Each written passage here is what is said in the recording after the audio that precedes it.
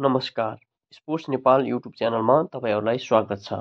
अहिलेसम्म पनि च्यानललाई लाइक, सेयर अनि सब्सक्राइब गर्नुभएको छैन भने कृपया च्यानललाई लाइक, सेयर अनि सब्सक्राइब गर्नुहोला।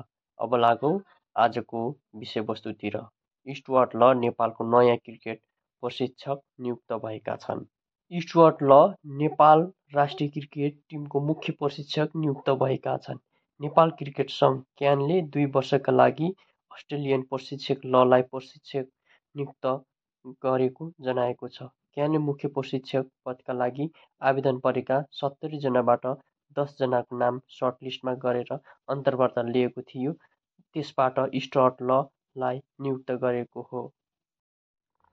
क्यानको कार्यमिति बैठकले ललाई मुख्य प्रशिक्षक नियुक्त गरेको जनाएको छ। उनको पदावधि अप्रिलदेखि 2 वर्षको लागि हुनेछ। 56 वर्षीय स्टुअर्ट ल अनुभवी प्रशिक्षक हुन्। उनले श्रीलङ्का, बङ्गलादेश, वेस्ट इन्डिज, अफगानिस्तान र अमेरिकाको मुख्य प्रशिक्षक भएर काम गरिसकेका छन्।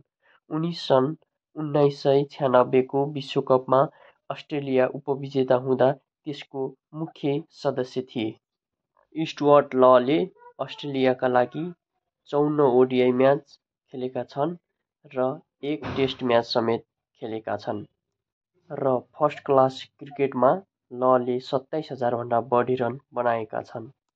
र यस्तै नेपाली खेलकुद सम्बन्धी विभिन्न जानकारीका लागि स्पोर्ट्स नेपाल युट्युब च्यानललाई लाइक, सेयर अनि सब्सक्राइब गर्न नभुल्नुहोला भन्दै यो भिडियोबाट बिदा हुन चाहन्छौँ। धन्यवाद। जय देश, जय नेपाली खेलकुद।